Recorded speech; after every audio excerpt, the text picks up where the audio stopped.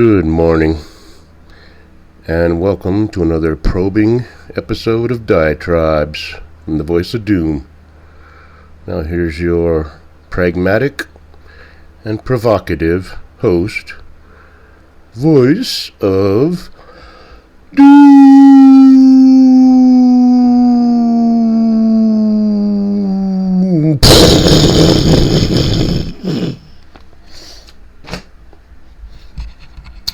Hello. Alright. I'm gonna do another diatribe because it's Monday, it's my day off, and I have a lot to do today. And instead of laying around and playing solitaire while listening to the news on YouTube, I figured I'd get up and do things for a change, because I need to get moving here. Talk about the microcosm first, just to update you on what's happened with Max. I have to go to the funeral home in about 2.5 hours to make arrangements, which will be very simple. And I've done it before, so I know exactly what to ask for and what we'll do. Unlike Max's wishes, which I nullified and vetoed at the outset, when he was talking about the fact that he wasn't going to live much longer and that he'll be buried 6 feet under and all these other cliches, I said, there's no way you're going to be buried. If you think I'm going to spend $10,000 to buy a box to bury, you're out of your mind. And we're Buddhists and we believe in cremation, and that's the way it's going to be. And he's saying, well, I believe in Jesus. And it's like, fine, that's fine, we'll deal with that when the time comes. But he's not going to be put into a box and buried. That, to me, is just not practical. But aside from that,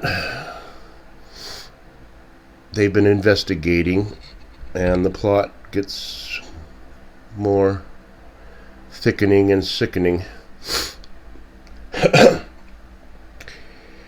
My initial impression of what happened in Tahoe was that he went up to Tahoe with his companion girl, and they were going to go camping, and dry camping out in the woods, not in a campsite. And they did go camping behind the casinos in State Line. So they weren't off in the boondocks, they were right near town and camping. Now, the police said he was found on the trail and he was deceased, and that was where it was left, and I knew nothing. They said they're going to do an autopsy and investigate. Now, I realize that even if it's your own kin and kith, that the detectives and the entire investigative arm of the law are not going to drop everything they're doing and concentrate on this one death that looks to be a death by accident. Just, he was drunk, he passed out, he froze. Okay. They could leave it at that, but here's what is going on with my investigation. So I realize I have to do something, otherwise I can't get the ball rolling for these detectives to get on the stick. So I went down to this food line because I knew that that was where where the homeless people meet for dinner every day. It's not a big town. There's only one food line, basically. There's a couple, but There's one main place that everybody goes to. All right. I talked to the person in charge and I said what happened, and he said that 8 people went up there camping. Okay? Now, it's a big difference between a guy going up with a girl who may be bipolar and an alcoholic, and he meets with some misfortune, and the girl might find him and panic, not know what to do, and realize if she reports it, she'll be held responsible or whatever, and runs away. That's one thing. But if there's 6 other people involved, then we're talking about a different kettle of fish here. We're talking about 6 people that ran away. They left the tents, they left everything. And on top of that, the food director said he hasn't seen any of them in a week. Now, that was a few days ago. It was Wednesday when I started this. But when I found that out, I talked to the detective and said, this is a line of investigation you can go with. Now, 6 people left him. Okay? So there's foul play involved, even if it was death by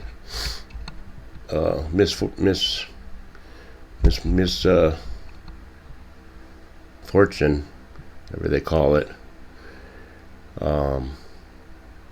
6 people leaving is negligence, so somebody's going to be in trouble for something. It may not be open murder, but then the rumors start floating. It's a small town, and before you know it, there's different rumors, and I'm hearing smatterings of this and that.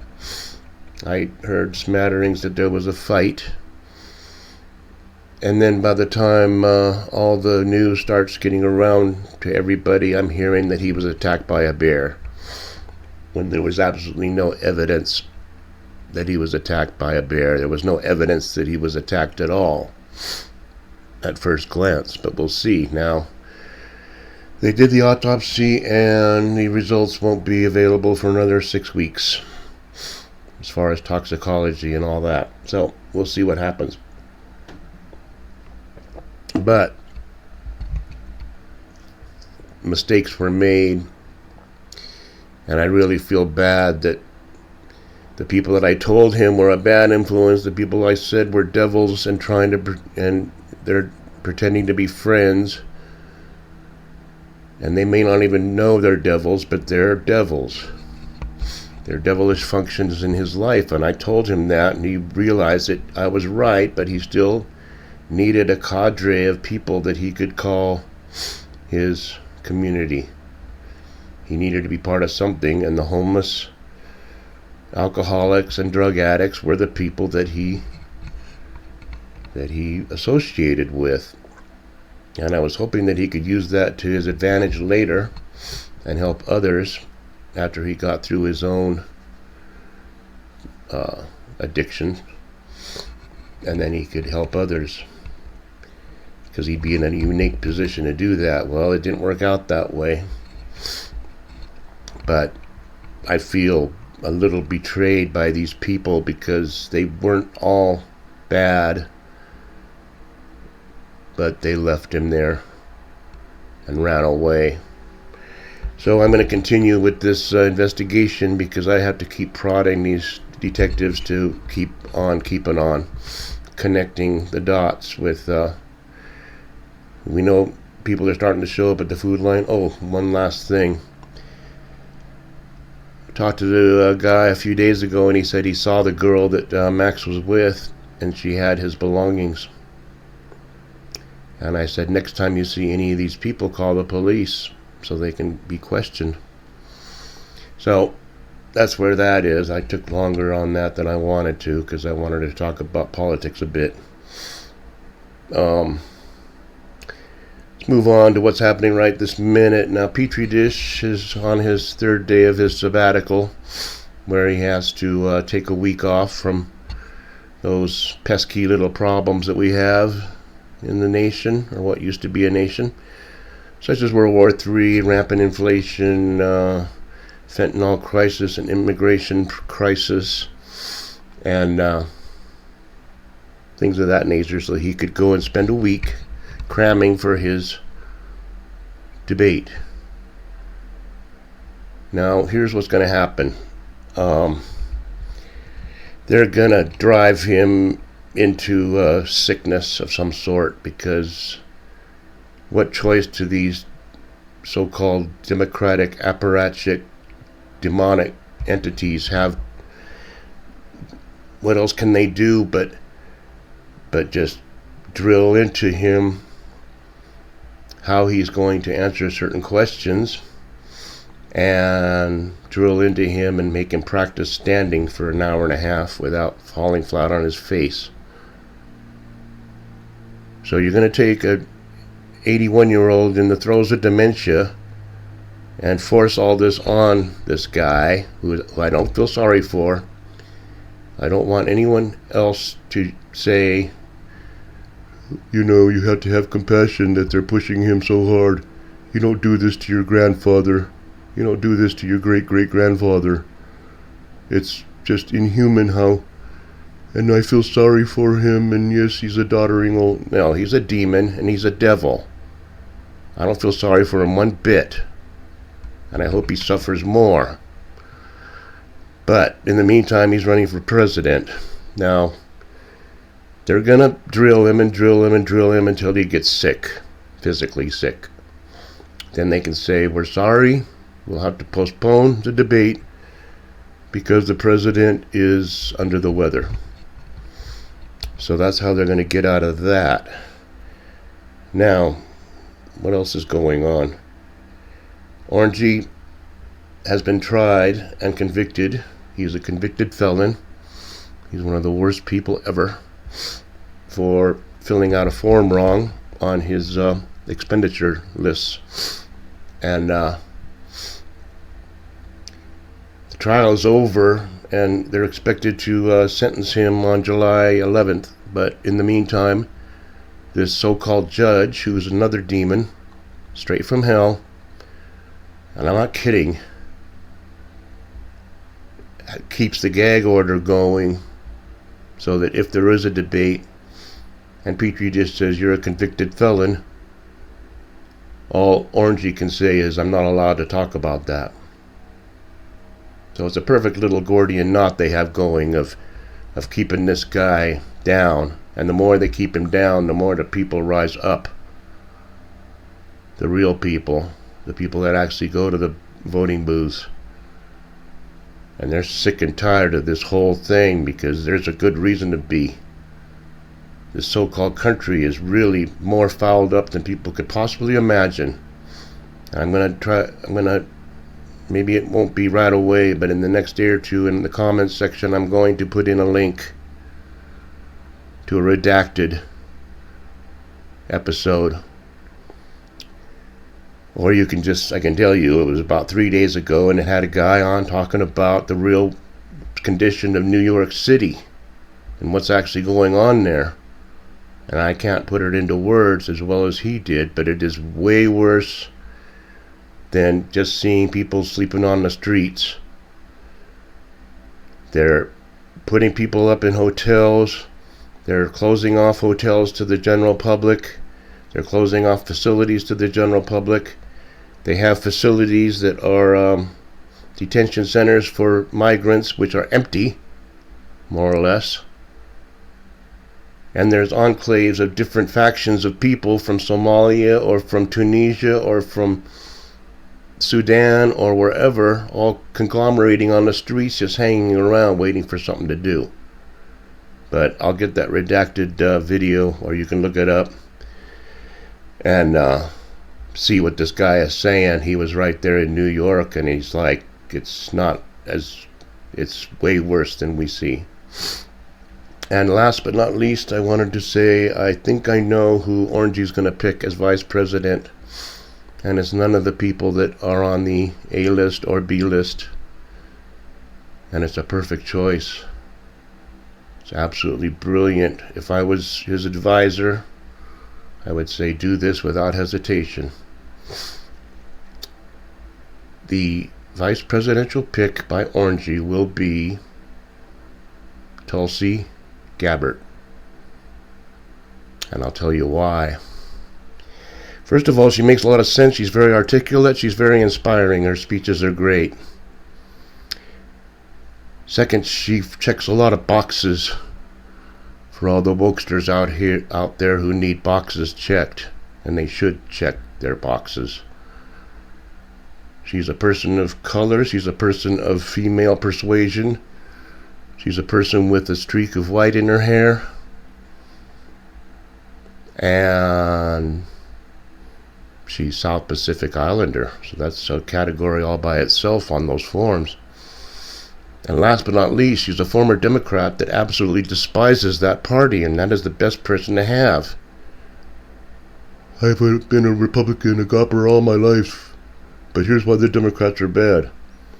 I've been a Democrat all my life, and here's why the Democrats are evil monsters. Who are you going to listen to? You're going to listen to the person who came from the inside and knows, and they changed their minds. Most people don't change their minds in politics because they're afraid that they'll be called a hypocrite, or they're afraid they'll be called a backpedaler. So I can never change my mind on anything. Once I make up my mind, that's it. No, the greatest people in the world changed their minds. Malcolm X. Who else changed their mind? Gandhi. People that, would take a look at things and decide I was wrong.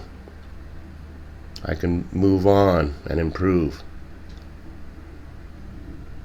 So that's going to be your vice presidential pick if Orangey has the brains that I have, which I like to think he does. Absolutely perfect pick.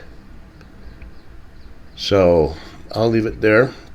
I got through the politics part faster than I thought, and I'll talk about that more later, because this so-called debate is coming up Thursday, which is Monday, Tuesday, Wednesday, 3 days from now. And it should be good. People, the touts have been talking about what I already talked about, how Orangey should be, disciplined and let Petri Dish do most of the talking. It's an obvious way to do it. Then they can't get Orangey on any of his off-the-wall, off-the-cuff quips. They take out of proportion. I'm going to be a dictator from day one. No, I'm going to be a dictator for one day and do a lot of executive orders, just like every other president has done. Sick of these people twisting things around, and then they have the right to vote. They don't have rights to vote. They should do the planet a favor. Thin the herd. Get rid of these CNNs and MSNs. They can go by the wayside, just like my kid did. So I'll leave it there. I think that was pretty good. I told you a lot of stuff there, which will bear out. Enjoy the day, and I'll keep you posted on this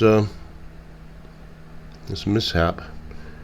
And thank you for your condolences, everybody, and thank you for your advice, and I will get back to you when I can, which should be today. Thanks, everybody, and have a good one. Bye.